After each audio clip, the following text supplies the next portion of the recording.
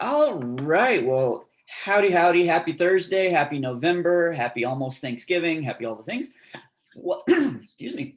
Welcome to the Kansas City user group, virtual user group, still for the foreseeable future. It is, in fact, November 19th, 2020. Get on the right screen here. My name is Dale Ziegler. By day, I am a senior business analyst with 7 summits in the consulting space. Along with me is my fearless co-leader, Jeff. You want to say hi and introduce yourself? Yes, absolutely. Hello, my name is Jeff Berger. I am the Salesforce administrator and all sorts of other things at Academy Bank, and excited to have you all here. Thanks for joining. Awesome, awesome. That email down at the bottom goes to both Jeff and I. If you have any questions, comments, complaints, recipes, whatever that you want to share broadly or just with us, Kansas City-US-user@trailblazercgl.com. So we are recording this meeting. As the slide says, if you're not comfortable or you're not allowed to be recorded, we totally get that, but please go ahead and drop now because we are going to be recording from this point forward. Hopefully by the end of the day, we'll have it posted to YouTube and we'll distribute that link. LinkedIn, Twitter, Success Community, Bevy, you'll get an email from the registration platform. We'll have it all out there, and we're also going to be sharing our deck with links to resources on certification things and Daniel's deck and Eric's deck as well, the actual presentations, any resources that they share. So if you can't be recorded, we'll miss you, but we got to kick you out now, but it'll all be available hopefully by end of day. Okay, Zoom. If you haven't been on a Zoom conference call or anything this year or ever, proper etiquette says please mute. What we don't want to have is, the stray background noise or whatever. I have both my doors closed, but I'm fully anticipating a 5-year-old running in here just to say, bye, daddy, I'm off to school. Whatever, we get it. Just, we love those things, but let's keep it muted so that we don't disrupt the presentations or anything. Obviously, you can unmute yourself if there's any Q&A or anything like that. We do have a Slack channel. If you are not part of it and want to be, you can ping us at the at Jeff and mine's group email there, and we'll get you added pretty quickly. So yeah, keep the conversation going there. Any technical problems you might be having with anything in Salesforce, just want to shoot the breeze, questions about the next release, whatever. Throw them in there. It's localized to just here in KC. So what is the Salesforce community, and particularly here in Kansas City, potentially for first-timers? We are a collection of different groups. This group that you're in right now is the general user group. We have developers, we have our marketers, we have nonprofit, we have women in tech, we have admins, we have some sales and marketing folks. This is the core group, but there are groups dedicated to the other niches. So we highly suggest you check them out. We know there might be a couple of open leadership spots that you may be able to jump in and take on if you want. You can get all your information at bit.ly/KCTBC. That is case sensitive, but you can jump in there to get all things Kansas City. Upcoming events. So obviously we're here November 19th. Next meeting will be Thursday, December 10th. That registration link is out and live, and we've already had some people RSVP, which is awesome. One of our presenters actually for that session, Mr. Stuart Adil, fellow MVP and all around awesome guy from the Twin Cities, will be leading a session on the virtual career fair that's coming up. So Stu, do you want to take a couple of minutes and just give us a little teaser on that, please? Sure, thanks, Dale. I will be talking about the career fair coming up. So Salesforce has a Trailblazer Connect career fair that's happening in January 2021. And applications are going to be starting in December 1st and going through December 31st. They have some specific requirements in order to apply for this career fair. What we're going to be talking about at the next user group meeting is that these career fairs have happened before, and some of us have in the community have been volunteers for that. And there are certain things that happen during these career fairs. One of them is a resume review and a mock interview. And I'm going to take you through those processes, how to prepare for a virtual career fair, how to prepare for a virtual interview. So I may ask Dale to find some volunteers if you are interested in having your resume reviewed and are not too shy about having that done publicly in the user group here, or if you're interested in being part of a mock interview where we go through the types of questions that would take place during the career fair. I'd be happy to have a couple volunteers that participate with me during the next meeting. Awesome. Yes, absolutely. And thank you, Stu, for putting that together, because that's, again, for the first timers to this meeting, that's what the community, that's what these meetings are all about, is expanding the network and expanding your network. And we're all here for a common cause. It's to learn Salesforce, it's to have some fun, but it's to also help that progress our careers. And we're all here to help each other as humans, as Salesforcians, as whatever. So definitely many levels of gratitude to Stu for putting that together. And if you are interested in volunteering and being part of that experience, you can reach out to me or Jeff at the Kansas City group, or to us directly. However you can get a hold of us, we would love to absolutely have you do it. And we'll probably have an offline conversation with Stu to get you connected. So we'd love to have anybody be part of that. And thank you, Stu.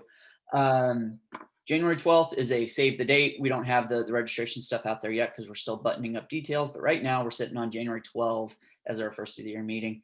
And if anybody has any content whatsoever that they're dying to present, something they're passionate about, their company's use case, anything, please fill out our speaker interest form. We would love to have you do the presentations and give us your flavor, your slice of Salesforce.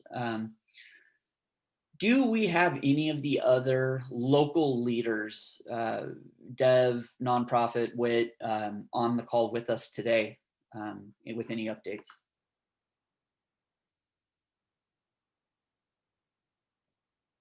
No, that's okay. Nonprofit, I had posted something a couple of weeks ago that the nonprofit group may be closing due to lack of a leader. I haven't heard any updates on that. I posted something out there that if anyone was interested in applying to be the leader, but I don't know that it got any bites. So I don't know. We'll see on that. But of course, everybody is always welcome to this meeting, and we're going to do whatever we can to keep all avenues open for everybody. I will tell you, if you go to bit.ly/KCTBC, you'll note that the nonprofit group has been removed from that list of groups. Okay. So if you're a nonprofit person and you're looking for events, this user group is probably your best bet at this point in time. But if you're interested in spinning back up that nonprofit group and taking a leadership role, reach out to us and we can get you connected to the right folks. And that's a really good call out. Thank you, Jeff. Because like on the success community or Trailblazers or whatever they're ambiguously calling it now, there is still a nonprofit group out there. So Dale, can you hear me? This is Julie Brandt. Hi, Julie. Hi, how are you? Hey, hey, just a thought. Des Moines is still having their nonprofit, as far as I know, virtually. Okay. So just a thought. I don't usually go to that one, but it's a great group of people. So okay. I don't know. Awesome. No, that is. I always think more the merrier. So yeah. We could check with them, but I'm sure they'd be more than happy if anyone wants to jump in on theirs. Awesome. While we're in this crazy world. So just a thought. No, that is fantastic. Thank you, Julie. Yeah, if there's any information you can send over, I'm sure our nonprofiters here would love to have that. Do you want me just to send it to you or to post it, or how do you want me to get that? You can post. I think you have access to all our groups here in Kansas City. So yeah, if you just want to post it directly, go I'll check with them and make sure that they're, I'm pretty sure they are, but somebody just posted it out here too. Jeff did, so thank you. Okay, anyway, just thought I'd mention that. Love it. Thank you. Do we have any user group leaders from outside of Kansas City? Stu?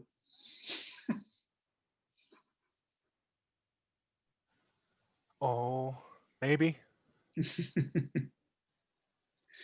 Well, what we've learned to love and appreciate about this virtual world in 2020 is that we are extending beyond Kansas City.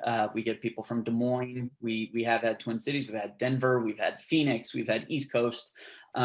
Everyone is welcome, and any of the user group leaders that are able to jump on, we'd always love to hear what you're doing. And if you're inviting those of us from KC, we'd love to join. So welcome.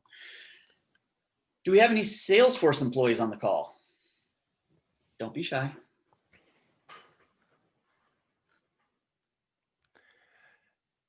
Dale, I'm always 12 seconds behind. So I'm gonna say that yes, I do co-lead the Twin Cities user group just up on I-35, and I actually did promote this meeting to many people because I understood that you're going to have someone talking about interviewing tips and job search tips. There have been so many people that I've talked to in the community just this last 2 weeks that have been furloughed, that have had job changes, that have been told that they're going to be laid off by the end of the year. The COVID spike that's happening right now is changing businesses, and so my heart goes out to those that are having job changes. And so I did spread the word out that this meeting is going to be really important for a lot of people. I hope that you get some extra visitors to this call. Awesome. We definitely appreciate you doing that. And yeah, I mean, this year, this pandemic, all the things is one that just needs to be filed away and just hopefully forgotten about. So hopefully the good things that come out of it is people helping people and learning to appreciate each other. And if we're able to offer anything in the professional space that allows that to happen, definitely thank you, Stu, for spreading the message. Thank you, Julie from Des Moines. Thank you to everybody that's helping push that along. Yes, one of our presenters today is the one and only Captain Bacon, Eric Dreschfield, talking about admin interview tips and tricks. And we are recording this. And once we make the recording live, those who couldn't join live, we want to make this as broadly distributed as possible. And then Stu, what you're going to be doing in December, like we're very happy to be coincidentally putting this series of help together these couple of months here. So thank you for doing Dale, that. this is Julie again. I'm sorry. Yeah. We've got 2 job openings at Dextra. We're a consultant. Mm-hmm. And then I just posted on the Des Moines user group. I'll try and put the link in here that a company outside of Des Moines and Ankeny is also hiring right now as well. So I'll put those links out. So that's a great segue for us to jump over to here. Sorry. And I worked for Dextra for a little bit last year. Awesome company, awesome people. If you have the opportunity to jump on with them, please talk to Julie. Fantastic people. What else? Who is looking to hire? Who is looking to be employed? Speak up or share links with us. This is part of what this is all for. Hi guys, it's Jared Wagner from DEG. How are you guys doing? Good. What's up, sir? Good. This is my first time in this user group. I am a trailhead mountaineer, but I also am a recruiter for DEG. So obviously we staff for Salesforce experts. So encourage everyone to check out the website and see what's going on. It moves really quickly. I'd say majoritively business analysts that have delivery experience, and anything Salesforce Marketing Cloud related is are folks that we'd want to consider. But again, like even if it's not posted, love to see your resume, love to chat with you. Awesome. Yeah, and any links that you have, feel free to share them in our group or email them over to me, and we'll post them for you. Sounds good. Thanks so much. Yeah. Who else do we have? Dale, well, I have to put out there. They're not officially posted yet, but I'm going to be looking for a business analyst type role with Salesforce experience, ideally, who's in the financial services space. Would love to see somebody with banking experience, commercial banking experience in particular, if you're out there, if you know somebody who's looking, and this would be for Academy Bank. And then I'm also going to be looking for, I mentioned this a couple of times ago, and then we had to kind of put things on hold with COVID, but we're spinning this back up. So I'm going to be posting something here in the next couple of weeks for sort of a Salesforce admin one type role, who would work with me on the platform and handle some of the more day-to-day admin kind of things. So if you're interested, and especially if you have financial services or banking experience, but even if you don't, message me and we can talk. I'd love to hear from you. Awesome. And then for me with Seven Summits, sevensummitsinc.com/careers. We're always looking for developers, BAs, any experience across the entire platform. Love to have you go look and see if something is of interest. Okay. We also have the groups available if anybody has any links but don't want to speak up. You can always post links or your interests out there, and happy to help get things connected. Certifications. Who's been going down the certification path? Who's studying? Who's passed? Who's failed? And this is a safe place if you failed, because we've all failed numerous exams in the past. You don't want to see my list. Maybe one of these days I will show my list, but you don't want to see it. That's an amazing idea, Dale. Oh yeah, well I failed this one 3 times. No. If anybody will be studying for anything, is looking for a study group, you can reach out to any of us. There are study groups out there for admin specifically, platform app builder, PD1, any of them. We're happy to do the legwork and figure out how you might be able to jump in and study with some others and grow together. And just with certifications, as far as I know, the second webcam requirement is still suspended for online exams just due to COVID. So definitely take advantage of that if you can. I will say, if you're planning to take an exam, book your date as soon as possible, because they are still proctored. So they have to have people on the proctoring end to do it. It's not just, log in, show up and do it. So plan your time accordingly. But then also look for any potential last minute cancellations. You may be able to squeak one in, but for the most part, they are booking out pretty far in advance. We'll come back here real quick. All the community resources and events. Tomorrow is the next MVP office hours call, hosted by me, Joy Shutters-Helbing in Chicago, and Squire Kirshner up in Milwaukee. Any questions, any answers, any thoughts, any perspectives, whatever, you don't have to participate. You can just listen. Daniel's presentation actually today came out of an MVP office hours question a couple of months ago on rich text fields. So it helps people. It spawns questions. It spawns thoughts. And so all you got to do is register, and we're happy to have you. MVP nominations are open until December 1st. If you know somebody in the community, either here locally or domestically or internationally, that you feel needs to be part of the MVP community, the link to that blog post explains more about what MVPs are and what we do. I'm in my 6th or 7th term, and then the actual link to the nomination form. It's open till December 1st. It's a great way to recognize people that you think have gone above and beyond. World tours and events, they're all virtual, but they're all out there at salesforce.com/events. Trailhead Live, all the webinars either coming up or that were recorded. That's a great resource. There's hands-on stuff. There's release-oriented things. There's any number of items. And again, all the ones recorded in the past are out there as well. You just got to go to the search bar and find what you're looking for. Certification prep weeks. There's none that I think are coming up immediately, but I put the double asterisk on there just to call it out. Daniel Karendian with Salesforce is the one to follow on the success community. She's the one who posts all of those. And then also follow the Trailhead blog for certification days, which I know a number of you have taken advantage of. You go through the prep weeks at a discounted rate, and then you get, I think, like 50% off your certification voucher in the end. So definitely follow both of these if you have certifications on your roadmap.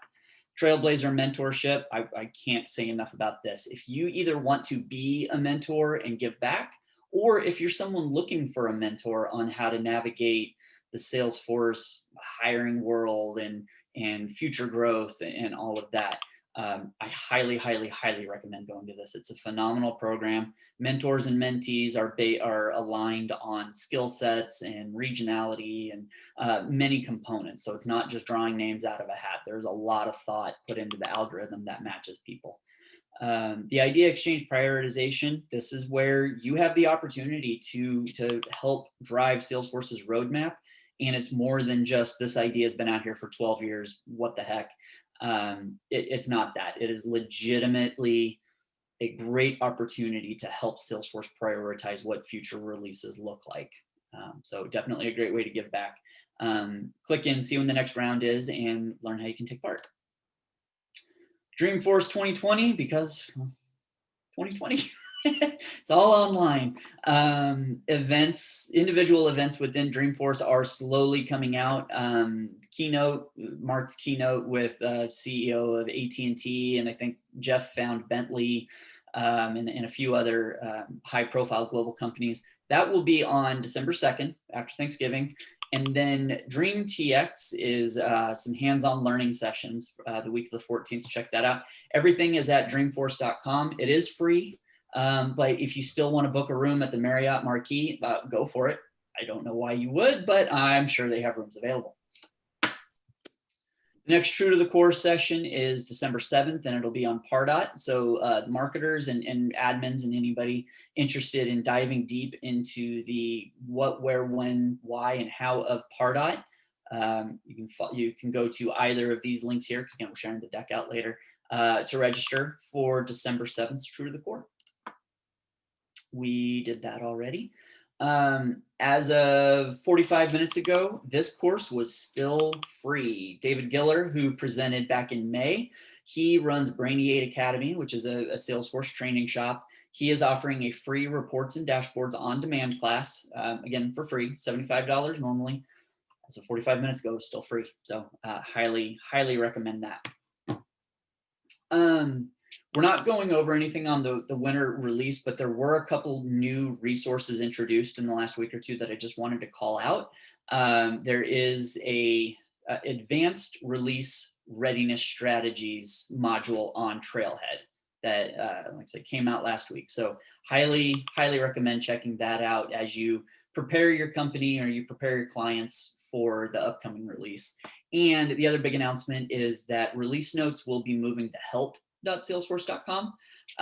There will be a transition period, I think of about a year, where release notes will be on both the current platform and help. But if you're looking for the winter release notes, just start bookmarking help, and it's like if all you've learned is Lightning and you never learned Classic, don't look at Classic, just go with Lightning. All you're learning is help.salesforce.com, do that. All right, this is when I get to start to shut up.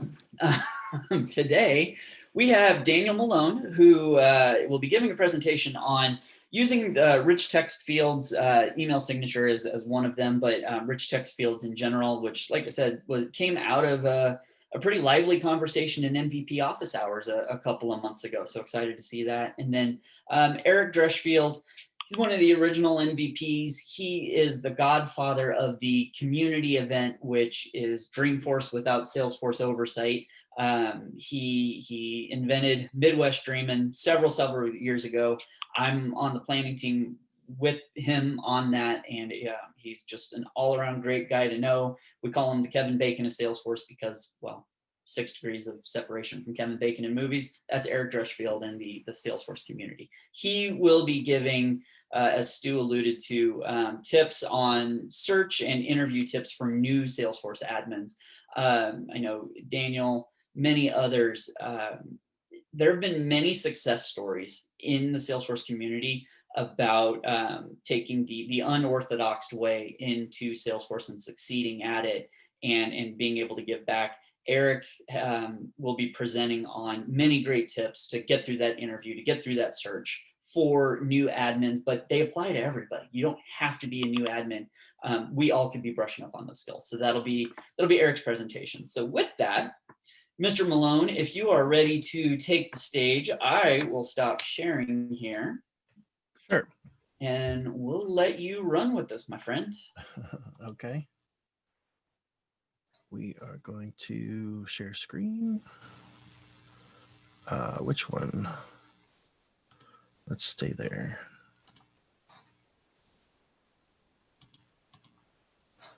Okay. What are you looking at? We're looking at a green slide with your Okay, good. from the lower left. Finally, a reason for rich text fields, right? I know, short, tell you who I am. I'm Daniel Malone. I'm kind of a new admin. Been in it 3 years, right when they made the change to Lightning. And I would not consider myself an expert. I usually get on MVP office hours to hear what they have to say, right?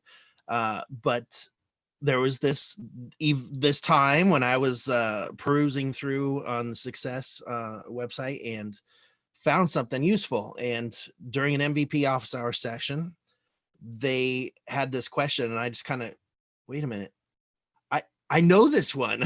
And so I was real proud of myself. I wait a minute, and I felt like the guy on what's that, National Treasure, when Nicolas Cage, usually knows all the answers, but he doesn't know this one. So he takes a moment and says, "This is what this feels like."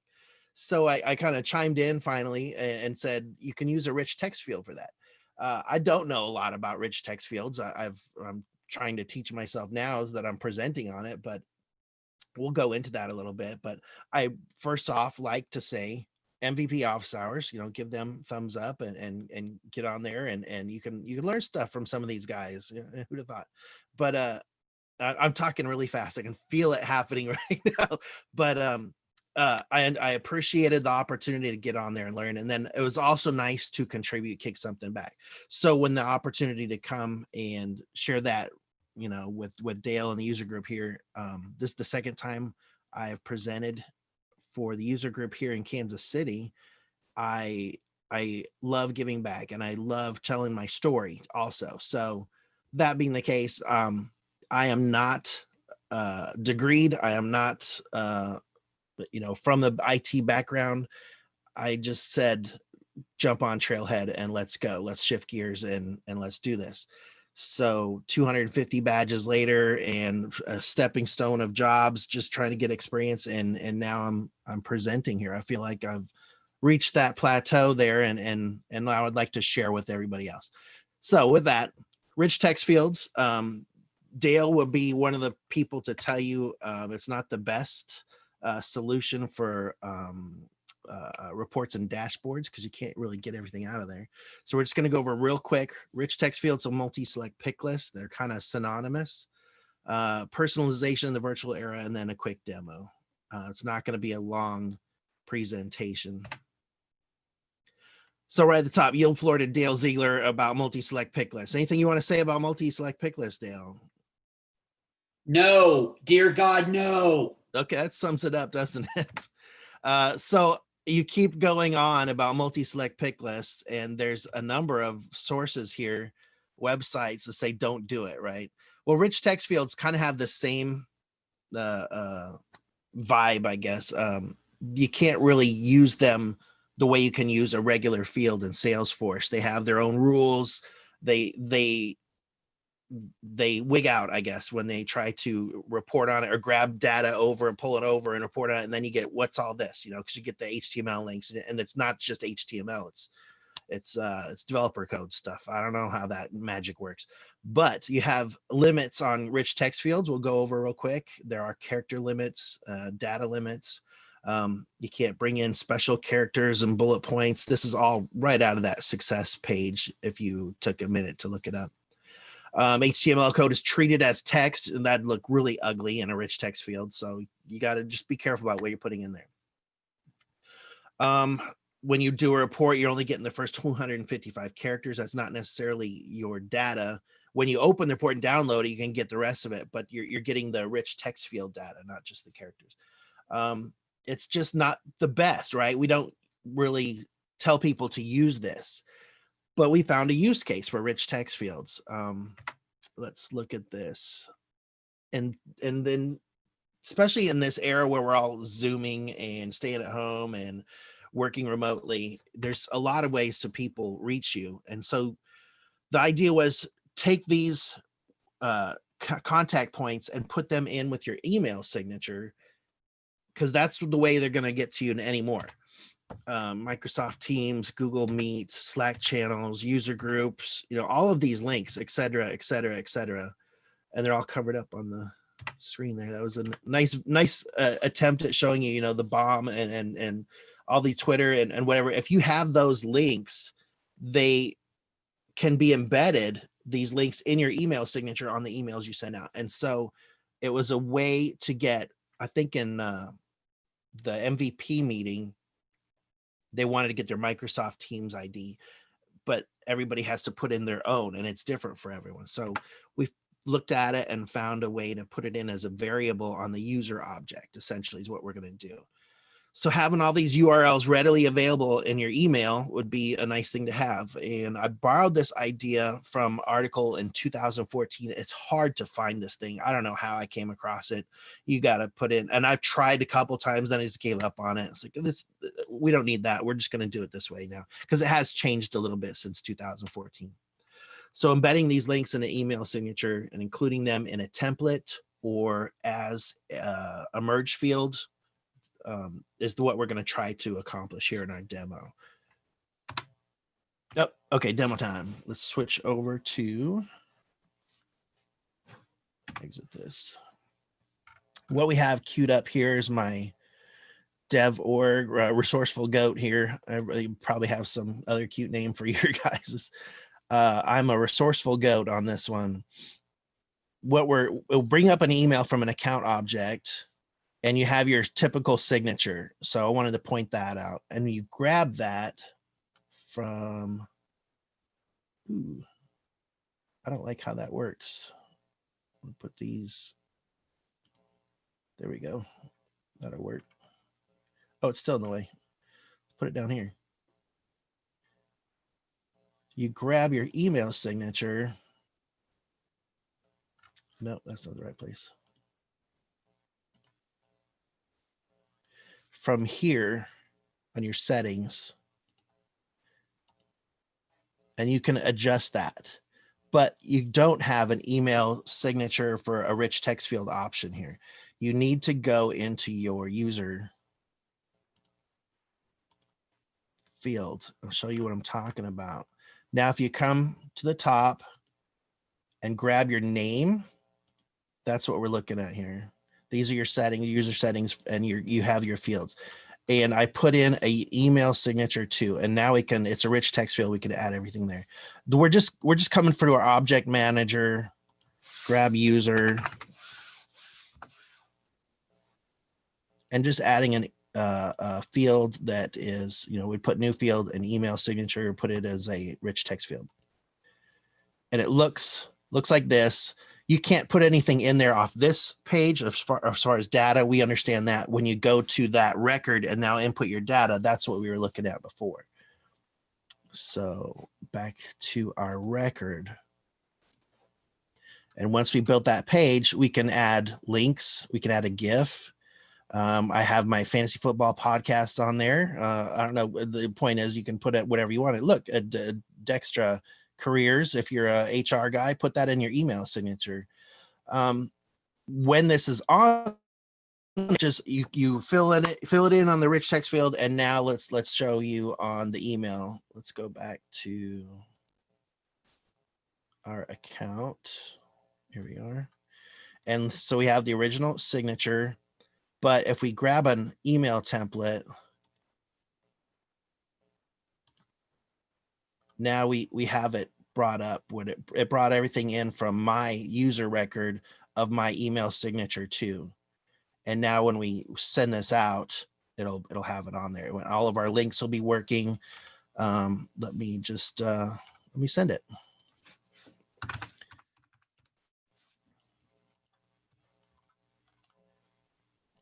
And by the way, that GIF is beyond phenomenal. Thank you.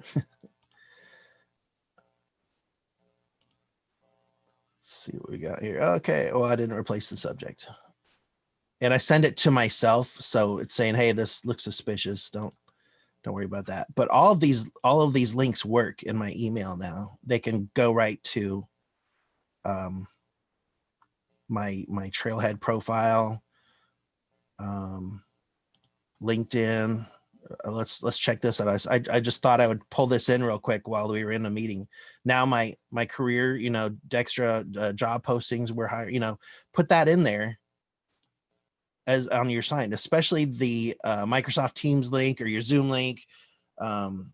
These are going to be really useful tools, and it's individual. It's a variable. So every user can have their own. That's the place. That's where it really becomes where the rubber meets the road, right? Where if every user could bring in their own, instead of this silly signature, and then it is a merge field, so you could they could do it this way too on other emails. So we're talking about a sender user.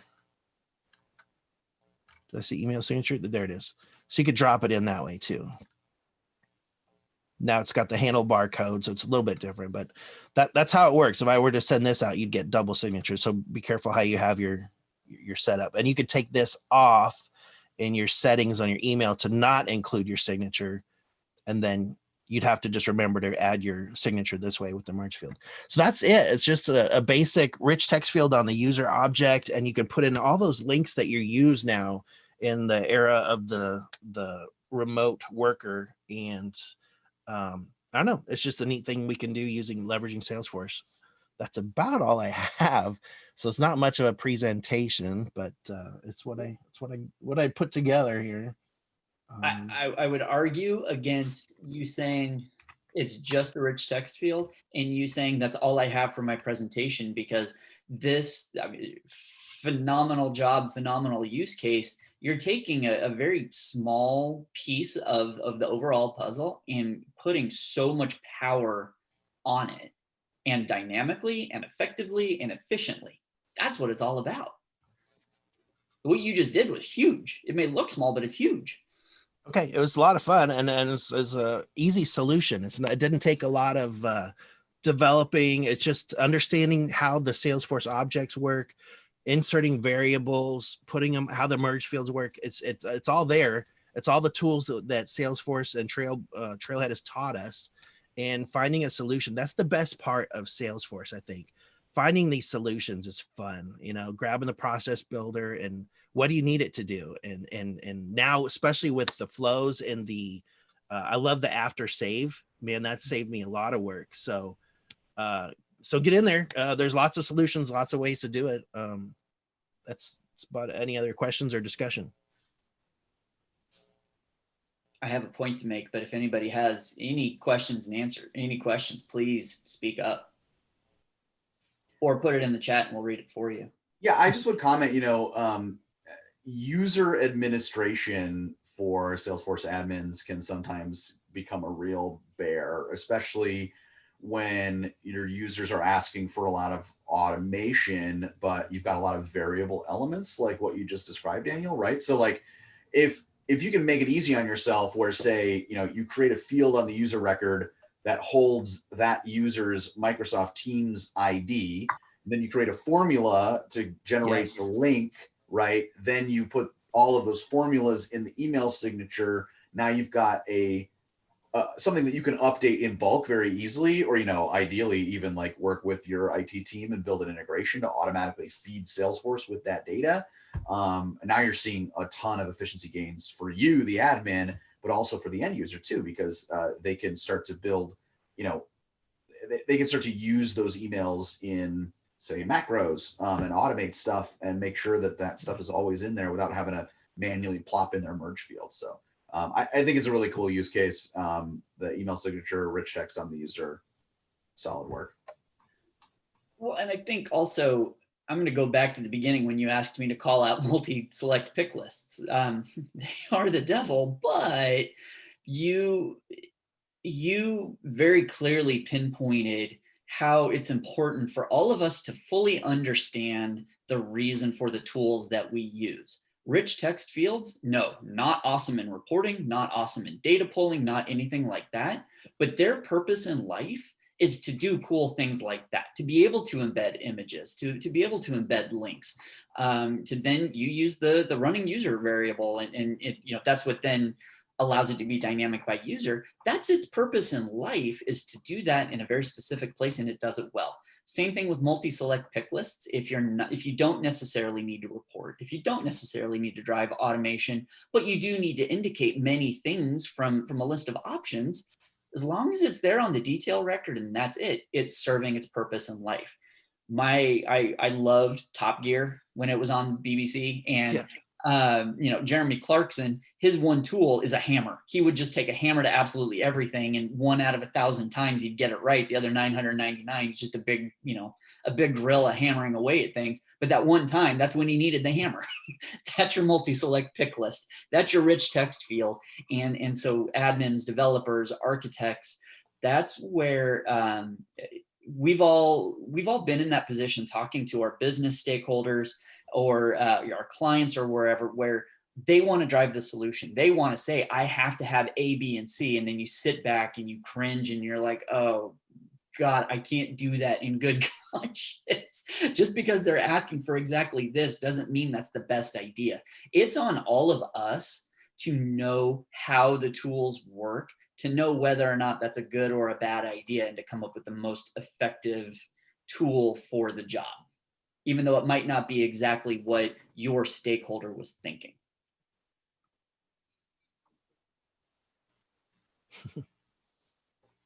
Awesome job, Daniel. As always, and love that it came from a conversation over here that you brought over here, and reading some of the comments, that's going to spawn ideas in a number of orgs that, especially in COVID remote times, and Salesforce's growing push to get email out of Outlook and more into Salesforce. Those are the wins right there. So awesome job. My pleasure. Well, very good. So if anybody has any questions on that, I see Eric is signing on now. I'm gonna make him a co-host too. We'll get him signed in and booted up and everything. If you have any questions, throw them in the chat or shoot us emails, whatever. So now, Mr. Eric Dreschfield, if none of you have had the chance to meet him or follow him or anything, as I mentioned earlier, he is the Kevin Bacon of the Salesforce community, because everybody knows him through, I'd say, no more than 4 degrees of separation. He's got Kevin Bacon beat on that, and he just loves bacon. He is here to present on interviewing tips for the new admin, job searches for the new admin. But again, that can extend out to anybody who's not new. Sometimes people need to brush up on their skills. Those are things that we can always be improving on. But adding that on to what Stu will be doing for us in December, knowing the job market, knowing what's unfortunately going on this year, I absolutely love and appreciate what people like Eric and Stu and everyone in the community do to help all of those around us. I've closed many meetings with this, that we're just humans and we should be all here to take care of each other. So I'm going to give the floor to Eric, because that's part of what he's about to do, is help take care of anybody who may need to hear this. You're looking for your first job or your third job or your fifth job or whatever.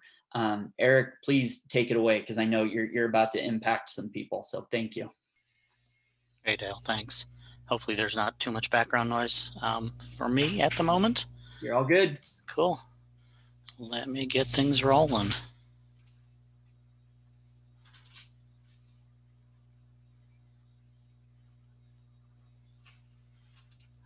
I can find the right spots.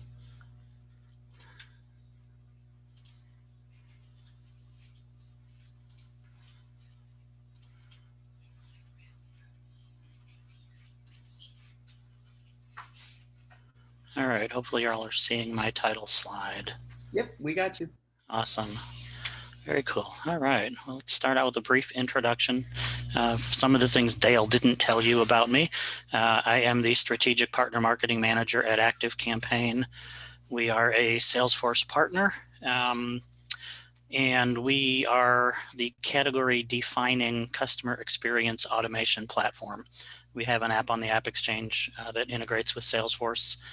Currently, accounts, contacts, and leads are the only objects that integrate or sync back between Salesforce and Active Campaigns platform. We have a whole ton of things on the roadmap coming down the pike sometime, hopefully fairly soon, to increase that integration and make our product way more valuable to Salesforce users.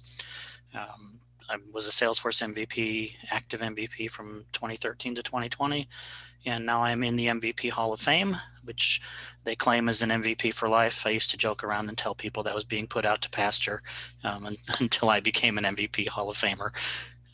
Dale, did you even mention Midwest Dreamin'? I may have missed that if you did. I did. I called it Dreamforce without all the oversight. Yes, that was it. Dale's part of the leadership team that helps me run Midwest Dreamin', and he's been a great help driving our content in that for a few years now. I do lead the local Evansville, Indiana Salesforce community group as well. I started that group back in 2010. And then I run a breakfast at Dreamforce every year.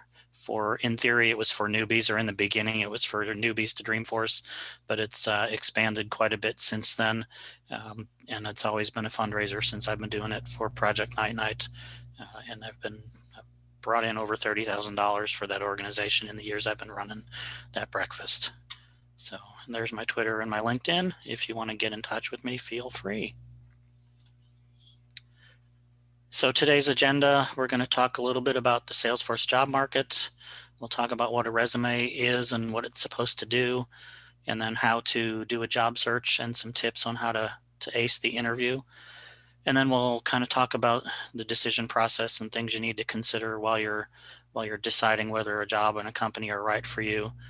And then obviously remember where you came from, which is why this group is even here. As Dale just mentioned, everybody's out to help other people and grow and improve. So the job market, where are they? How do you find them? What types of roles are out there? Even with COVID going on, the Salesforce job market's still really hot. There are lots and lots of available positions in just about every type of skill set that you might have, whether you're an administrator, business analyst, a marketing person, a developer, you name it. But the problem is a lot of the roles out there want some experience right now. And so the struggle with new people coming into the ecosystem is, how do you get a job with no experience? And how do you get experience without a job? You know, the traditional catch-22, as they would say. But there are things you can do to help highlight your skills, even if they're not Salesforce related, in a way that will translate to Salesforce. And we'll talk about those in a little bit more detail when I get down to the interview portion of this. And then, you know, what's the real in-demand skill? To me, it seems like the things that are really hot right now are field service lightning and CPQ. And analytics as well, especially with the recent acquisition of Tableau by Salesforce. Those seem to be what I consider the three biggest areas. Whoops, wrong direction. So let's take a quick peek at a resume. And this is one I actually just found online as a sample to show, but the basic information on a resume that needs to be there, you know, your contact information, your skills and experience, your education, and that can be more than just traditional education. It can include trailhead badges, your certifications can sit in there as well.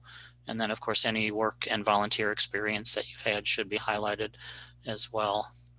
The format of a resume, there are tons and tons of different formats out there. If you just search online or go to Word and look at templates, you'll find a whole bunch of different options. And the whole purpose of a resume really is to help you stand out in a crowd. And recruiters, hiring managers, they typically only spend 30 seconds to a minute reviewing a resume to decide who they're going to talk to further. So you need to make it easily identifiable what you're looking for, what your skills are, and why they should be interested in you. So the resume's purpose, you know, I sort of just outlined that. It matches candidates with employment opportunities, make you stand out in a crowd, and it's there to make sure the right person is found for the job, and of course the converse of that, the right job for the person as well.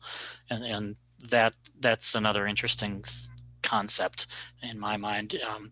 When some people are searching for jobs, they go looking for specific job titles. It's like, I want to be a Salesforce administrator, so I'm going to go search Salesforce administrator on Indeed or LinkedIn or whatever, and see what kind of roles come up. Or, but the other angle of that is kind of the reverse from that. Is sometimes you might want to identify a company you want to work for, maybe because you like the products that they have or their services that they offer, or the mission of that particular company is something you really align well with.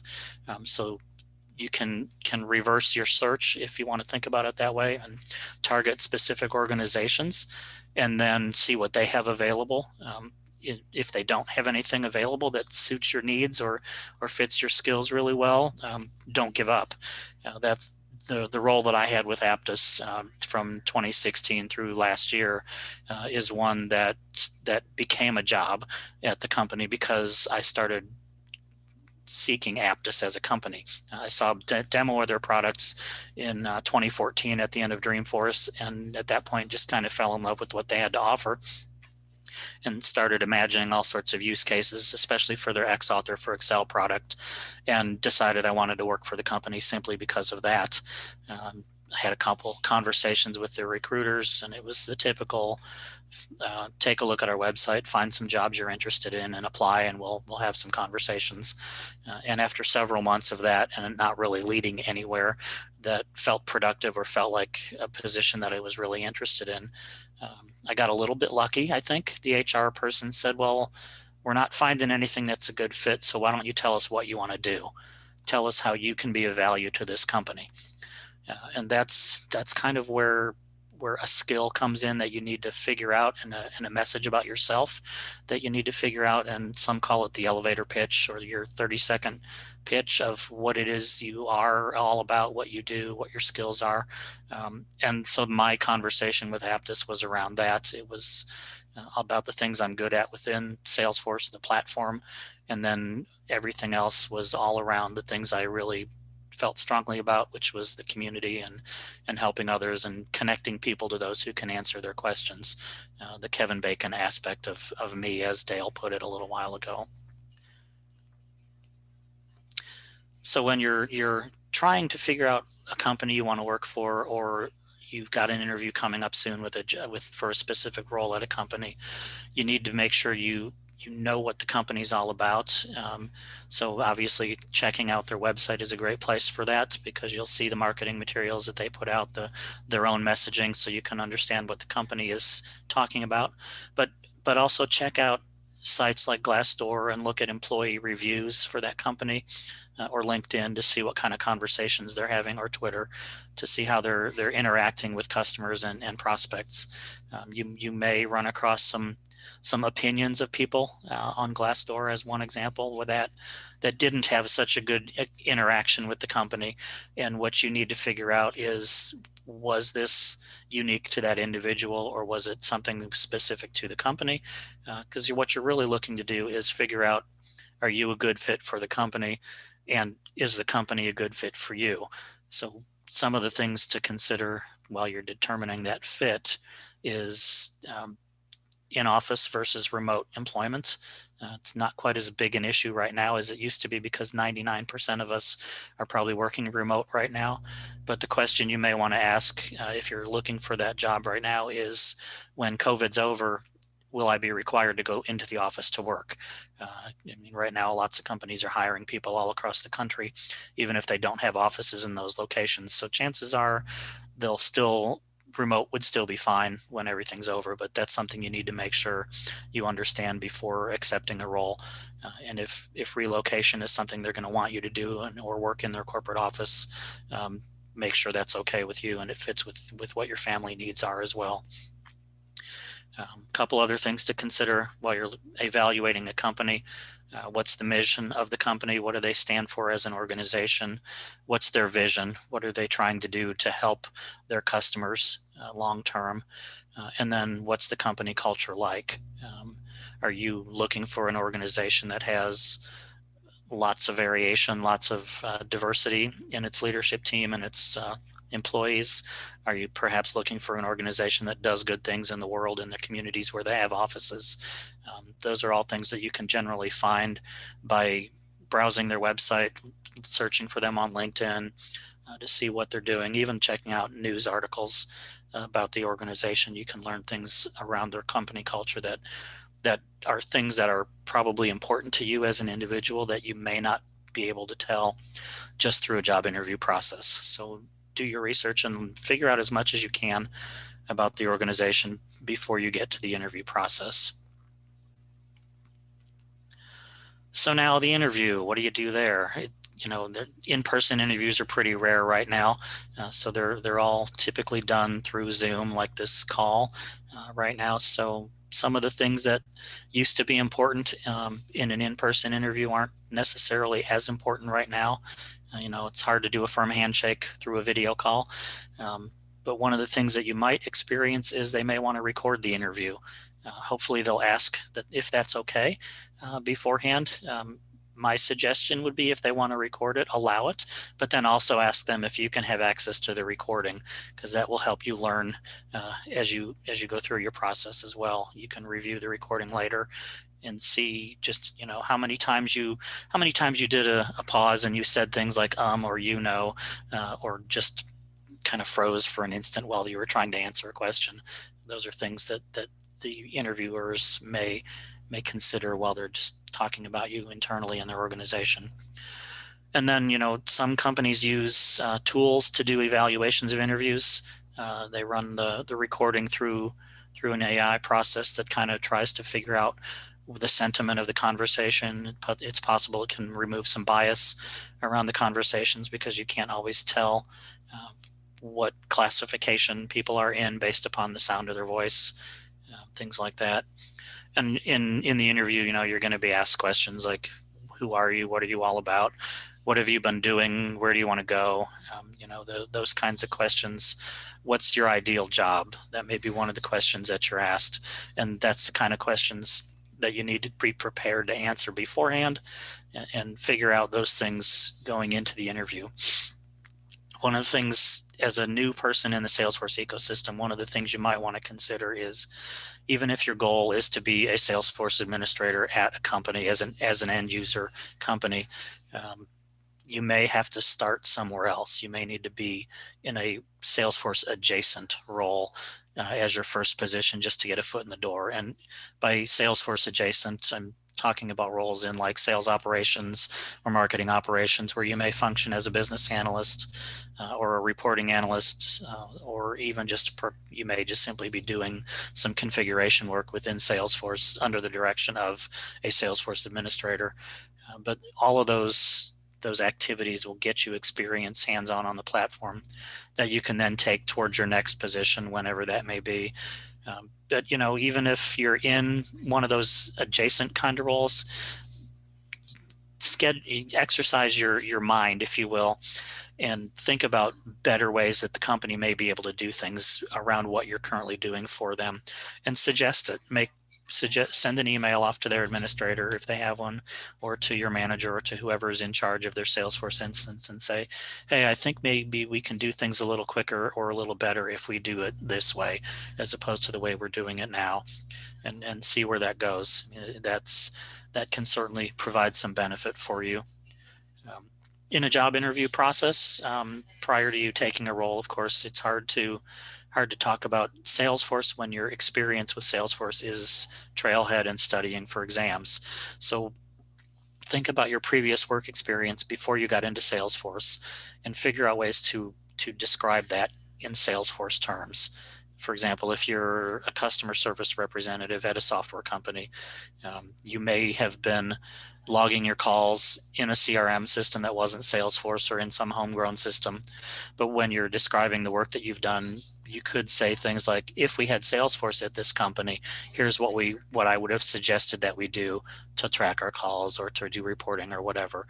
So by illustrating that Salesforce and can relate that to your previous work experience, that shows hiring managers that you can see the big picture. You can to use the cliche, you can think outside the box, but it proves that you're ambitious and you're showing initiative and you want to do things that are going to improve the organization. And those are all good traits to have, and that could win you a job. So, interviews, you still have to kind of consider what you wear. You see stories all the time about people being in meetings through Zoom, and they stand up to go back to the other side of the room for some reason, and you discover they're in shorts or they're not wearing pants at all, or whatever. So just keep all that in mind, that you need to kind of consider what you're wearing and remember that you're on camera. And keep those things in mind. So appropriate apparel is certainly good. Some of the things listed on here, like don't wear too much perfume or cologne, that won't matter over a Zoom call for an interview. But just kind of keep in mind your audience and gear things towards them.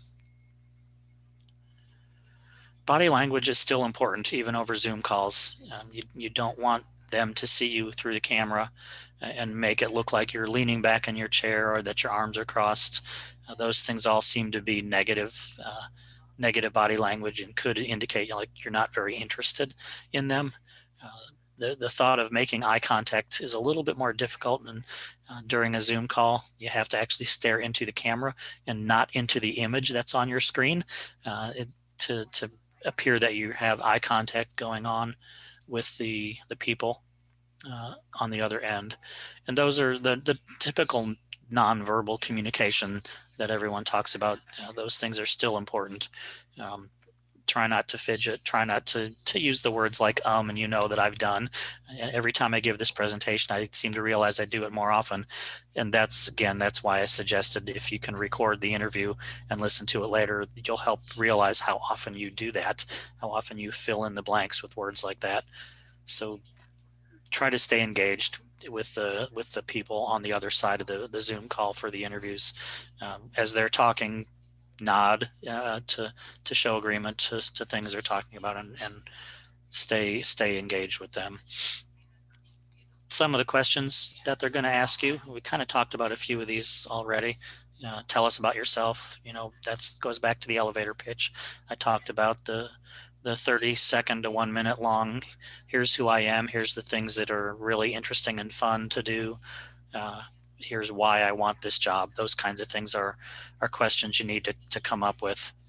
The harder question that most likely you're going to be asked is describe your strengths and your weaknesses. Now, we're all good at talking about our strengths. That's pretty typical, I think. The weakness question is the one that throws a lot of us for a loop. But you got to be careful with that one. You certainly don't want to put things in a light that are going to ruin your chances for a job, but you don't want to over exaggerate things and not be honest with them. So while you're thinking about weaknesses, think about things that affect just you and not really your ability to do the job, and put the responses to your weaknesses in a positive spin, like here's something that I know I could get better at, and here's how I'm working on trying to get better at it, whether that's specific tasks within Salesforce and you're doing Trailhead to learn about it, or other things, whether maybe it's public speaking, for example, and the role that you're going to talking to this company about might be one that's out in public, or a really, really visible role to senior management, and that would involve conversations. So keep in mind those kinds of things, and try to stay positive while you're talking about weaknesses. Know your rights. There are certain questions that employers are not allowed to ask. They may try to ask them in an indirect manner, and that becomes a little sticky. Sometimes it's a little difficult to not answer questions like that. But if it's possible to avoid the answers, I suppose in a way you could just simply say, you're not really supposed to ask that question, so I'd prefer not to answer it. I would think that's acceptable. But the where are you from versus is English your first language, they're both trying to get at the same type of thing from that line of questioning, and that's one of the things that they're not really supposed to be asking. So after your interview is over, what do you do, or what happens? Some of the things that used to happen a lot back when they were in-person interviews, people would send thank you notes. Right now, it seems like just barely half of applicants send a thank you note after the interview. It's a really good thing to do. Keep it quick, keep it short, keep it to the point. The whole purpose of that really is to bring your name back to the top of the list for the hiring manager and the people you've just talked to.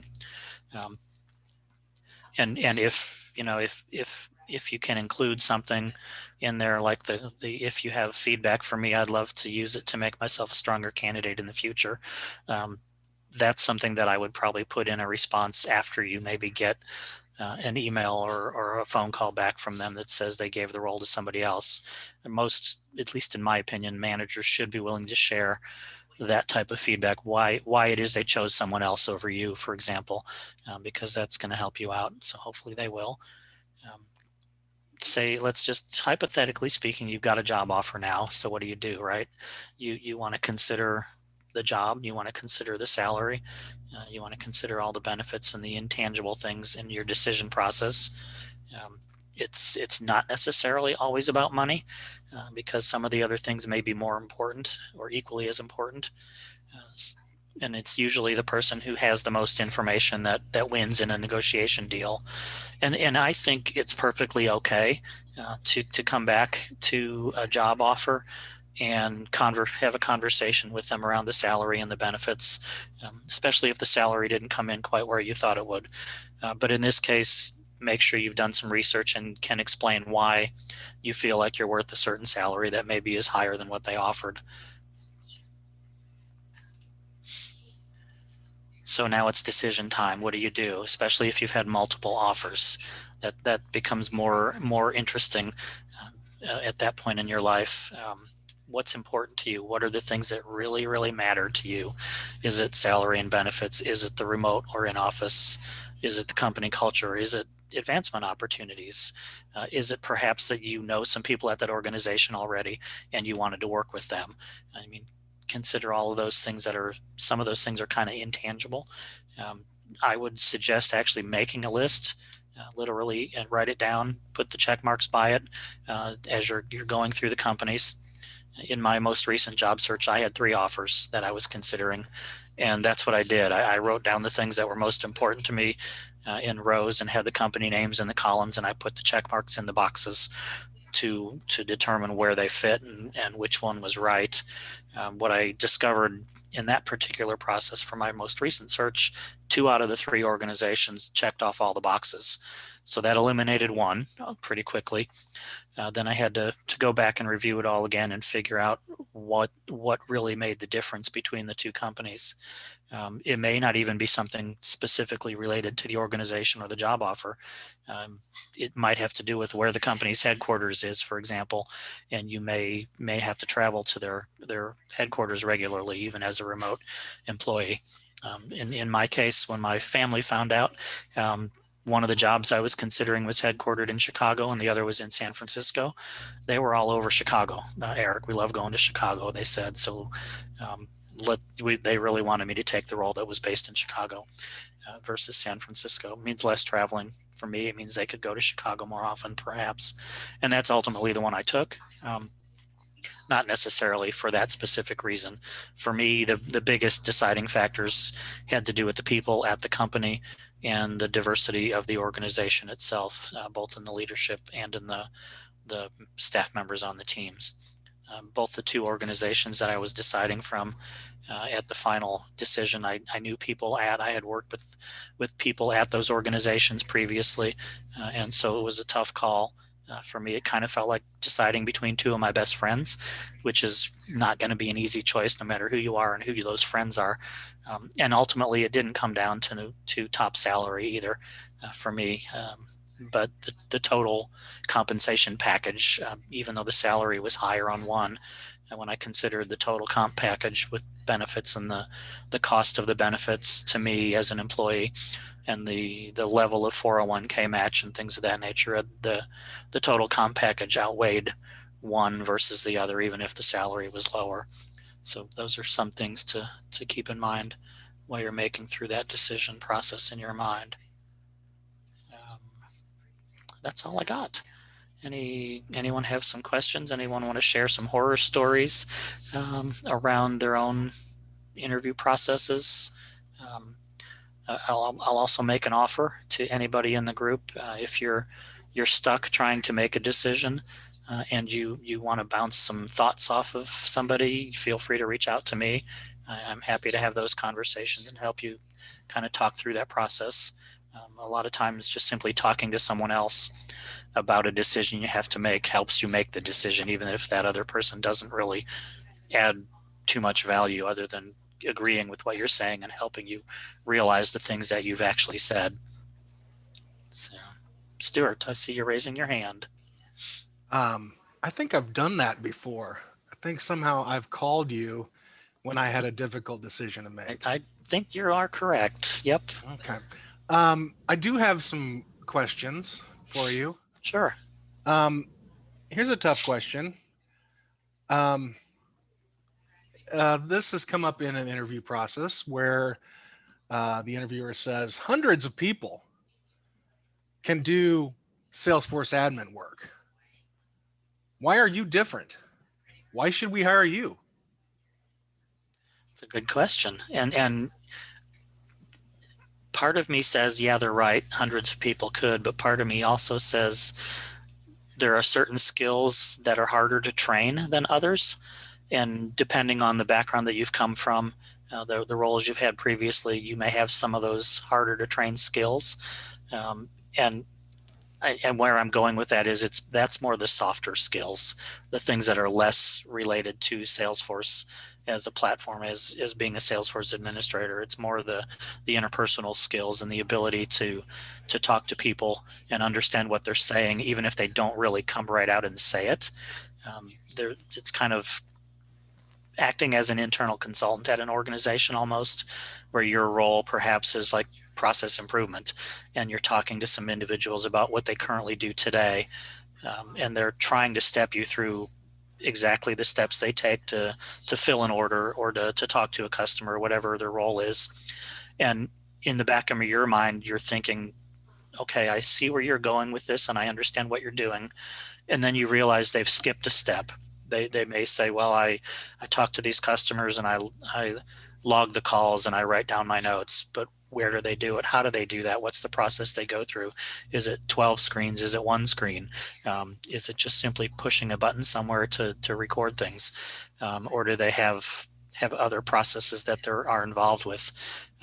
Having that knowledge and being able to think larger than just that specific role, but how it relates to the organization as a whole, and how it, no matter what you're doing at a company, there is some impact to that company's bottom line and that company's reputation with their customers. That's invaluable in my mind, and that's something that's a little harder to train. And if I can, I want to. I see Chance already asked in the chat, but my second question was going to be, what do you do when early on in the interview process they hound you for the salary question? What is your salary? You know, that is a very tough question, because most of the time when everybody's looking for a new job, they don't want the same salary they're at. They want to improve. You're going for a better role, so you expect the salary to be higher. And you know, it's if it's at all possible, I would avoid just saying I'm making X today, but I would answer that question with something in the neighborhood of, you know, I'm looking for something in this range, and give them a $10,000 variation on a range that's somewhat higher possibly than what you really want, just a little bit, because you know they're going to come back to you and want to negotiate it down some. And if they ask you why for that salary, then you can point to certifications that you've had, training classes you've been through, some of your previous work experience that's related to the role you're looking at, or some of the awards perhaps that you've won at previous jobs. For example, if you're looking for a sales role and you've always been the top salesperson at your company, talk about that as well. Try to quantify things in this case that will help them understand the value that you can bring to the organization. Eric, I want to piggyback on that salary question. especially because, this presentation was kind of on the face of it geared toward first time admins, right? Or new admins. And I Right. think, a lot of what you just described salary wise is previous work experience and awards you've won and things like that, right? So what, as a first time admin, would you recommend to help make sure that, you know, that you're not being taken advantage of, to be quite frank, right? Right. Yeah. I'd love to hear your thoughts. Yeah, there are organizations out there like Mason Frank that does an annual salary survey across the globe, not just in the U.S. And they'll publish that so you can kind of see what average salaries are in certain parts of the country for various experience levels of an administrator or developer or whatever kind of role you're looking at. Some of the local community groups even host their own surveys for salaries in their specific area. That's all good information for you to gather while you're discussing salaries, so you know where you kind of fall in line or what you should be able to expect for the market that you're in. But there's also a personal piece of it. What do you need for survival? What does your family need to be able to live the life that you want to live or that you're accustomed to already? In general, I think the Salesforce ecosystem pays pretty well. Compared to some other roles and some other industries. But there's always that chance that a company is gonna make you an offer that just seems ridiculously low, and perhaps that's the best the company can do because of their current situation, and that might be a red flag for you as to maybe it's the wrong fit. But that is one of the harder things to deal with as a first timer or a new person into this ecosystem.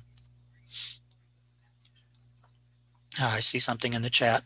A good question that's recommended. What kind of support will I get in this position? Is there a team with me? That is a great question. Are you going to be flying solo in the role that you're in, or do you have some people that you can collaborate with when you get stuck on something? One of the answers I would say to that too is don't forget about the community. If you do happen to be a solo admin or the only person doing Salesforce at a particular company and you get stuck on something, the Salesforce community itself is a wealth of information. There's tons and tons of people out there who answer questions all the time from other people. I'm stuck on doing something. This flow that I'm working on is not working properly. Can somebody help me troubleshoot it? Those kinds of things. The community is great at answering questions like that and helping people through those challenges. I want to add a question, just kind of a recommended question that I've gotten better about asking as I've matured in the ecosystem. You got to try, if you can, to get to the bottom of how the organization views the platform and what their long-term roadmap is for the platform. Understanding, do they think of Salesforce as the Sales Cloud app, right? Or do they think of it as an organization-wide initiative that will give you the opportunity to grow and mature in the platform as it extends to other business units or across the organization, right? And understanding specifically the type of executive support that's out there. Don't be afraid to ask those questions, right? Like, what does the CIO think about Salesforce? What are their plans for Salesforce in the next 1 to 2 years, right? What does the CEO think about Salesforce? What are their plans about Salesforce in the next couple of years? Especially if you're going to work for a customer as opposed to, say, a consultant. Those are really important questions to ask, because otherwise you can go through all this work and get yourself, hired at a place, and then, walk in the door and quickly realize that you don't have the level of support to really grow and mature the platform into a place where you'll have the type of experience that when you want to move to your next position, you can tout that experience, right? So just don't be afraid to ask, really grill the organization on what they're doing with Salesforce. What are their plans? Yeah, that's a great point, Jeff, because that's really important. I think understanding the company's vision for what they're going to do with Salesforce, because if they don't know what it is, I mean, if there's just a handful of people that even use Salesforce right now, their vision might be cloudy. Not to make a joke out of clouds there, but they, sometimes companies leave Salesforce for different platforms, and that may be something that the organization hasn't thought of yet. But without clear vision on what the platform can do for their organization, that may be something that they end up going down that path, and then you're stuck supporting something that you don't necessarily want to support, or just backing away. So definitely executive support and knowing the vision of the organization is super huge and important.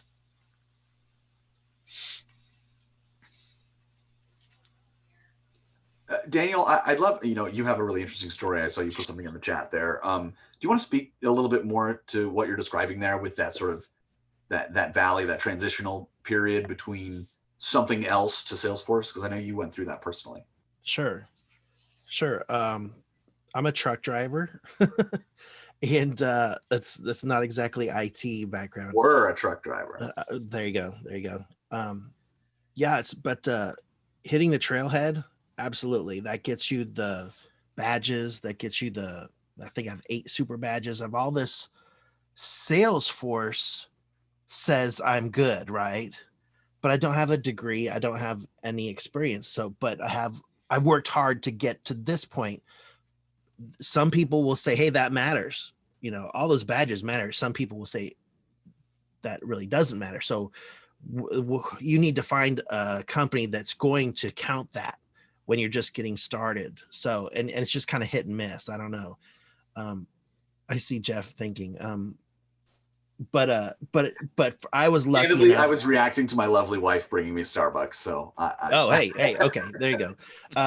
But yeah, I think that I was lucky enough to find people who said, I know that those badges count because I've been doing that too. So I'm going to look into the camera, Eric. I'm going to look into the camera. I'm not going to say, but yeah, those badges mean something to some people, but not to others. When I transitioned in, the thing I needed was experience. So I took contracts for free to work with nonprofits for a couple of those. And then I found one where I could work for them for way under, I'm embarrassed to say how much I was paid, so I'm not going to, but I got that contract done. I got it done early, and then they let me go. So, but that transitioned into my next step. So what I've heard from people in the Salesforce ecosystem is that once you get to that 2 years, you really are now you have quality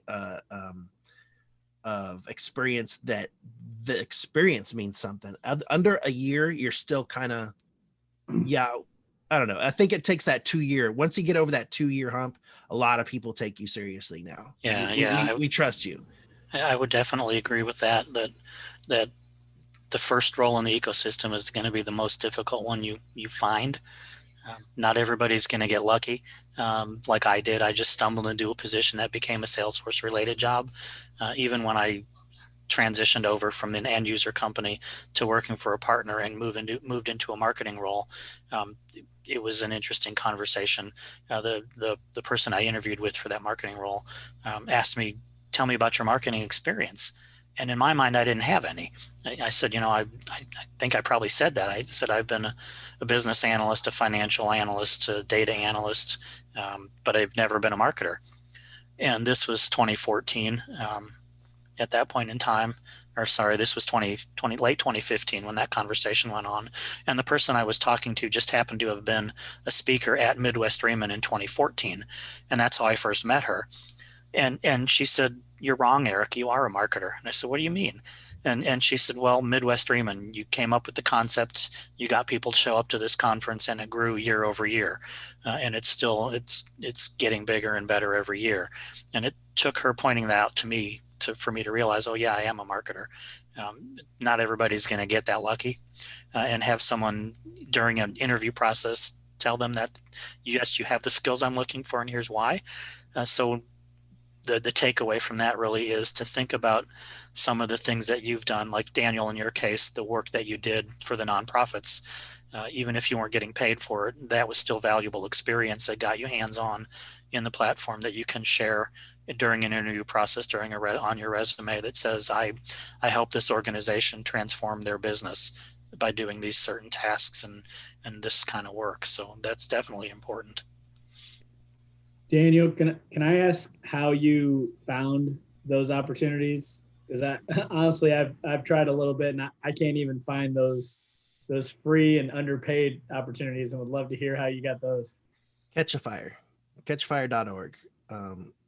They match sorry. up professionals with jobs. Catch a fire, all one word, .org, and you kind of build up your profile, show your certifications, show your trail, your badges, and someone out there.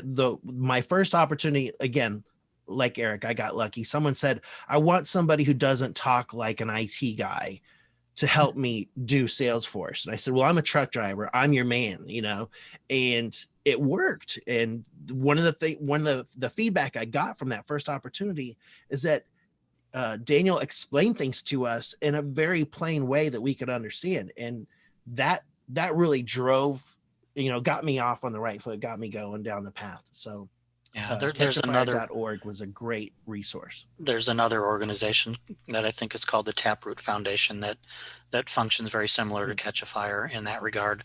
Would be another place to check for those kinds of opportunities. Thanks, guys. I want to piggyback on both you, Daniel, and you, Eric. You both used the idea of like being lucky, and I want to challenge that, because Eric, that marketing interview that you had, right? You can think of it as being lucky, right? But I would argue that you landed in that chair having that interview because of the work that you've done, right? And because of the networking that you did, and by leveraging the power of the community to get in that door, right? And that's not necessarily luck, right? That's a skill, and that's a skill that you should be proud of, right? And same thing for you, Daniel. Lucky that they were looking for that type of person, maybe, but your ability to explain technical content in a non-technical way is not luck, it's a skill, right? And it's a skill that I think a lot of folks find valuable. So kind of in the same way, Eric, that you were saying, you're talking about how, it's easy to talk about strengths, but maybe not easy to talk about weaknesses. I think the best thing you can do when you're going into a job hunt, right, is, and this is something a lot of people are not good at, including myself, I really have to force myself to do it, but is take a moment for self-reflection and some honest self-evaluation, an objective self-evaluation. If you can get somebody who knows you to have a conversation about it, even better, right after you've taken a moment to yourself, to think about things from the perspective of an interviewee or an interviewer who might be asking you questions about yourself, and identify some of those out of the box strengths that maybe you wouldn't think about as a strength. You just think about as a part of who you are. But to an interviewer who's interviewing 100 people who all have Salesforce skills, right? Those are the things that set you apart. I feel the same way, Daniel, right? I come from a theater arts background. I wasn't a computer science major. I wasn't a coder or a technical person at all. I just happened to be in my personal life, an early adopter and like technology. And that's how I ended up messing around with Salesforce at a job where I really wasn't supposed to be doing that. But I was curious, right? And it took me a little while to realize that curiosity and that early adopter part of my personality was actually a strength and was something that I should talk about in an interview. So maybe luck's a part of it, I guess, is the takeaway from that. But I think if you put in the time, right, and you put in the work and you leverage the community is really the message I want to get out, in this comment. We had a couple of people on this call today already put out, links to job posts and whatever, and submitting a job there and saying, hey, I heard about this through the Salesforce community. That's already putting you, a step ahead of folks who are just out there on the internet applying. And that's not luck. That's you putting in the time to be here on this call today. Yeah, that's a really good point, Jeff. If I think about my own career, aside from the first role I got in the Salesforce ecosystem, I think the community had something to do with all of them. Either people in the community that I knew that helped me land a role, or just the fact that someone else knew who I was because of a previous interaction they've had with me. The job that I have now at Active Campaign, when I was going through the job search process, Active Campaign was not on my radar at all. They weren't one of the 25 companies. My whole job search on this most recent process was that reverse search. I looked at companies and people that I knew really well and didn't look to see whether they had available roles or not. I just sent a quick email to those 25 people that said, hey, I don't know if you have positions available. I just thought I'd let you know I'm on the job market. Is there a reason we should talk? Within 3 weeks, I had probably 20, 25 interviews at maybe 18 different companies for 15 or 20 different roles. Had 2 job offers out of that, but Active Campaign was not one of them. They weren't on, like I said, they weren't in the mix. That was the CMO of Active Campaign sent me a LinkedIn message about the same time as I started my job search. And she was the senior VP of marketing that hired me into my marketing role at Aptus. And so she sent me this message that said, hey, Eric, here's where I'm at today. Here's what Active Campaign's all about. We're really growing fast. The platform's taken off. There's tons of roles available in marketing. And she said, in particular, I'm looking for somebody very similar to you to take a role almost identical to the one that you played when we first hired you at Aptus. Do you know anybody who might be looking? And my response back to her was, me, here's a link to my calendar. Let's have a conversation. And 3 days later, she and I had a conversation for an hour. And then within the next 2 or 3 days after that, I ended up talking to their HR person for an hour and half the marketing team for most of the better part of a day, and ended up with another job offer coming out of that. And like I talked about the decision-making process I went through, the fact that Maria reached out to me for that particular role was one of the deciding factors. Maria herself was a deciding factor for me because of her history with the companies she's worked with. Every single organization that she's worked with has been a strong performer, has grown immensely during her time there. There have been a couple of IPOs of organizations that she's been working at that were really successful. So she has that Midas touch. And I think where everything she gets involved with just performs really well. So knowing who's in your network and what kind of value they can bring to a conversation is priceless. It's hard to put a value on any of that. And in this case, I mean, as soon as she reached out to me, my mind was almost made up at that point in time. I mean, just based on me knowing her and the kind of role that she was wanting me to take, it was an interesting conversation for sure. That's such an underrated component of job searching and getting hired in any industry, not just the Salesforce industry, right? But back to the comment about, well, there's 100 people who can do Salesforce admin stuff. Why should I hire you, right? And so often it comes down to things like you were describing. Well, you should hire me because we've worked together before and we did a great job, or my former boss and he can vouch for me, or whoever it is, right? Whatever the circumstance is. So much of it is about who you know. And to that, I would say we preach in the community about giving back and getting involved, right? And Eric, think about the number of opportunities over the course of your career, or especially the latter part of your career here, where those opportunities are a direct result of things like Midwest Dreamin', because you set out to do something for the community, right? When you put Midwest Dreamin' together, you weren't thinking about how this is going to be so great for my resume and it's going to, get me a bunch of jobs in the future, right? You were thinking, how can I help the community? And that stuff pays itself back to you. Yeah, absolutely. Yeah. And one of the things that I tell people all the time about me personally, I always feel like who you know is more important than what you know, because chances are who you know can get you to what you need to know.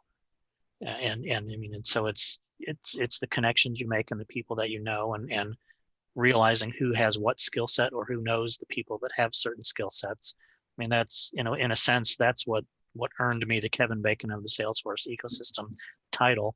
And it started out with a conversation at Dreamforce 2014. A friend of mine and I were just standing in line waiting to go into a session.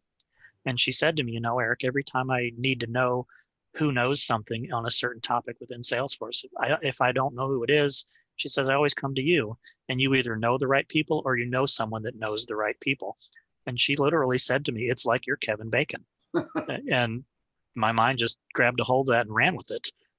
It wasn't until about probably 6 months or a year ago that I actually put that onto my LinkedIn profile, where it actually says I'm the Kevin Bacon of the Salesforce ecosystem. But it's been part of my personal brand for a long time.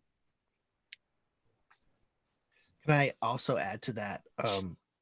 The jobs I've gotten when I've had to make that change, it's always been somebody knew me from somewhere else. The best example of this is, unbeknownst to me, the head of the department and the developer of the department both got together, and one said, "Hey, do you know Daniel Malone?" I know that guy, and so let's bring him in. And so it wasn't a job I was out there looking for. It was the job went and got me, kind of thing. So yeah, spread out to your contacts and your network for sure. Yeah.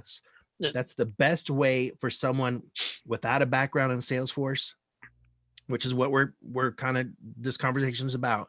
Keep that network there. Keep your contacts there. I've had lunch with Dale, with the head of another company, the department heads, all about, hey, what can I do to make myself better? Not about, do you have a job, but you have experience, help me know what I need to do next, and things like this. But it was in the era of before COVID, so it was easy to go get lunch and really be face to face, and that was my interview, and I didn't know. So yeah, absolutely, keep that network going. Yeah, that's an awesome point. And you never know who you're going to meet and what it's going to lead to, and so those conversations can be very important, and you may not realize it for a long time. By the way, that goes the other way too, right? Be kind, be generous, be courteous, because you never know when the person who was behind you in line at Dreamforce that you cut is going to be the person sitting across the interview desk, right? So not that anyone on this call would do that, right? But it goes the other way. I don't want that to sound exhausting or like overwhelming, right? Oh my God, every interaction that I can have is going to have an impact on my future. But that's the reality, right? Is every interaction that you have is part of that network building process, whether you think of it that way or not, or whether the person that you're talking to is thinking of it at the time, right? But when that hiring manager has 25 applications on their desk and they all have about the same level of qualification, right? Because it's all for the same role. The thing that's going to separate you is when that person down the hall stops by and says, "Oh yeah, I know that person. They took me out to lunch one time, or they did this or whatever." And it's those little things that you don't think are going to make an impact that might just make the difference. Yeah, absolutely. And everyone can do something to help them stand out. It doesn't have to be, not everybody has to run a community-led event to make an impact and to get widely recognized. They can just be out in a community group, sharing answers, sharing knowledge, and it may hit with just one specific person that sits really well, and that may be the one person that leads to your next greatest opportunity. Awesome stuff. Eric, I can't thank you enough for sharing this and inviting this conversation to the user group. You talked about salary surveys, right? And having conversations like this. I don't know. I think there's definitely like an old school mentality around things like salaries, around things like job searching, and maybe it's a little touchy to talk about. But I think the more as a community we can share this information and have dialogue around this, the better we're all going to be, right? These conversations make everybody in the ecosystem better, Right, and absolutely. more prepared for the next job. So, Eric has offered, hey, send me a message, right? I know he's not being disingenuous about that, right? I know you hear that from people when they give presentations, but take people up on that offer, right? Even if they were being disingenuous, it doesn't matter. If they said it, take them up on that offer, right? Reach out and make a connection. Even if it's a passive connection for a while, you'll have that person in your network when you need it, right? When you need that answer to that question to help you at work or in your personal job search. So thanks again, Eric. I really appreciate that. Sure, my pleasure. And to everybody for participating. That was a really great conversation. Any other comments or questions for Eric before we kind of wrap things up? Really great discussion. Cool. Okay. Well, I know Dale is stuck on a client call, the life of a consultant. I just got out. He's back. He's back. You missed an amazing discussion, Dale. I really look forward to watching the recording, honestly. Totally. Awesome. We were just kind of wrapping things up. So I don't know if you had any parting words you wanted to share with the team. I've got my usual, just obviously thank you to Daniel and Eric and anybody and everybody that jumped in on the conversations, especially Thanksgiving, getting to the holidays. Be kind to each other. Just, you know, we're gonna survive this, but it's gonna take all of us helping each other. For those who have lost jobs or know that they will be, we're with you. We're going to do everything we can to try to help. If there's anything that we can do for those who can open doors for those people, please do. Personally, again, we got to keep taking care of each other, and I appreciate each and every one of you. Jeff, what do you got?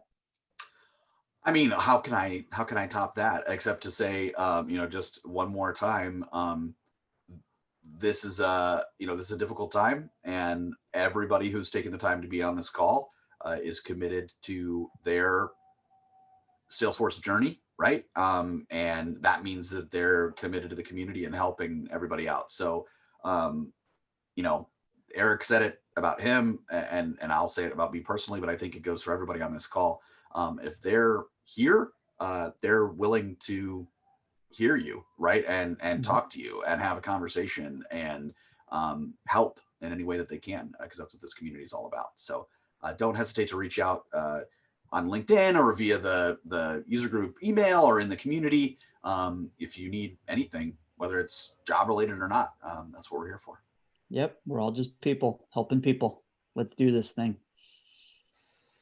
Awesome. Dale, you'll get stuff up later today, the recording in all the usual channels. Perfect. Should be this evening. Yep. All right. Check it out. Thanks, everybody. And we'll see you all after the first of the year. We can say goodbye to 2020. Take care, everyone. Take care. Thank you very much. Bye.